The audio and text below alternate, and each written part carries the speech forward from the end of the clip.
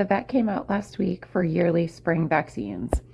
Every spring and fall, the horses receive their vaccines and also get their teeth and their sheets checked. Usually, the horses only need to have their teeth floated once a year, but it is important to have them checked every 6 months. Fergus actually needed his teeth done again this spring, even though they were done in the fall. I knew he needed them done again because he was starting to act a little bit funny with his mouth and he was starting to chew a little funny. He had also dunked his hay in his water bucket, which he has never done before. So before getting their teeth floated, the horses are sedated. The vet uses an electric instrument to grind the teeth down and get rid of any sharp points. It's not painful for the horse, but the sedation definitely helps keep the horse standing still. The vet also needs to put a speculum into their mouth to open it up and so that they can safely float the teeth. While sedated, the horses will also get their sheets cleaned if needed. Fergus is not a fan of this and requires a very large amount of sedation to keep him from kicking out. Unfortunately, he did manage to kick the vet a couple of years ago, even with a good amount of sedation. So we don't take any chances and we give him enough sedation for basically a standing castration. So he got to take a very nice nap afterwards. It's very important to have their sheets checked and to have them cleaned if they need to be cleaned because a lot of smegma can build up and cause a lot of discomfort. Also, horses develop what are called beans, which are hard stone-like pieces of crusty dirt and smegma. Look at this huge bean that was taken out of one of the boarded horses. Because Ezra has a heart condition, he is unable to be sedated. We were unsure if he had ever had his sheath cleaned before, given he was a rescue and he came from the Amish, but the vet went ahead and gave it a try, and the old man stood perfectly still while she cleaned his very large sheath. He was such a good boy. Radar the donkey just needed his spring vaccine, so he was an easy one to do. He didn't require any sedation. He stood perfectly still while the vet administered them, and then he received a few treats for being good. I also went out later and gave him a very good grooming so we could get his fly sheet put back on. After all the other horses were taken care of, it was then Stanley's turn. Stan got his vaccines, his teeth done, and his sheath cleaned. After a long winter off, I started to try to bring Stan back into work and get him ready for race season. I was so excited about bringing him back into work. Of course, he was very out of shape, and I like to bring the horses back into work very slowly. But after a couple rides, it became very clear that Stan was having some issues. I took a few riding videos to show the vet and then stopped riding him. To say I was worried and disappointed is an understatement, but my horse's health and happiness absolutely comes first. Stanley gets his hocks and stifles injected yearly as maintenance. He does have some arthritis in his hocks, more so in the right hock. He was definitely due to have them injected, but it seemed that just wasn't the only issue. He started tripping here and there. He was carrying his right hind leg way underneath his midline, and he was also doing some really funny things with his mouth. His teeth get checked every 6 months. He still continuously dunks his hay, but then he acts like there's some food stuck in his teeth, so he does this weird thing with his tongue. He was doing it while I was riding him. I tried riding him in a halter, and he actually just started shaking his head up and down. I just knew there was something going on with him, and I just really wanted to get it figured out. Last year, we x-rayed his hocks, his stifles, and his front feet.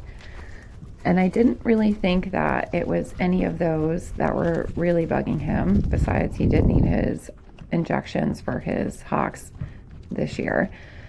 But I felt there was some stuff that we needed to look into that we hadn't already. So we did end up x-raying his hind feet, and we also x-rayed his TMJ joint. The TMJ did show some arthritis in the one side, but not the other. Also, his hind feet showed on the x-rays that they were becoming extremely unbalanced. So that is something that the farrier is coming to work with me on so that we can get his hind feet back to where they should be, and also putting shoes on the backs. I also had the vet pull blood so that she could test for Lyme and for EPM. In the back of my mind, I knew there was just something that was going on, and it wasn't anything specific with any of his joints. The Lyme test came back first, and that came back negative, which I was extremely happy about. Then the EPM test came back, and that came back positive. So what is EPM? EPM is an equine protozoal myencephalitis. It is caused by protozoal parasites. Most cases are due to the S. neurona. The definitive host for S. neurona is the possum. Horses become infected when they ingest feed or water contaminated with possum feces. An estimated 50 to 90% of horses in the U.S. have been exposed to the organism, but not all horses develop EPM. Symptoms can vary depending on how infected your horse is. Usually, vets will start with a neurological exam. For example, they do what's called a tail pull. This will test to see if the horse is able to actually balance themselves. When horses have neurological symptoms, they usually don't know where their feet are and often trip and stumble. If left undiagnosed and untreated, EPM can cause devastating and lasting neurological defects. The success rate for treatment in horses is high. Many will improve, but a smaller percentage will recover completely.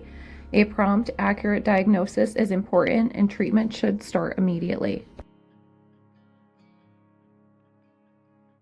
The blood test will just show a titer.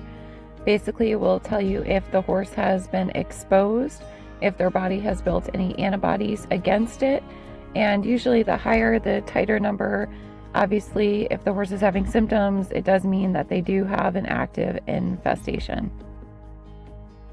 Stanley's test results came back as a titer of 1 in 1,000 for the S. neurona. The other type of protozoal came back negative. Thankfully, there are more treatment options than there have been in the past, and there are compounded medications that you can get now from your vet's pharmacy so that it doesn't cost $3,000 a month like it originally did with Marquis. So we are starting him out on 30 days of the compounded Marquis, and then we're going to be switching to a different medication. Sometimes it takes 30 to 90 days to treat, and basically we're just going to go off his symptoms and see if he improves. So far he's had 2 doses of the medication, and the farrier is coming out this afternoon to address the hind feet. If you're like me and you go down lots of rabbit holes trying to get information about something, I hope this video is helpful for people that have horses with EPM. Unfortunately, I noticed there were just not a lot of YouTube videos showing personal experiences. There are a couple of great Facebook groups which are absolutely phenomenal, but I will be sharing my personal experience with this, and hopefully that does help someone else. Thank you for those who have subscribed to the channel, and look out for the next video.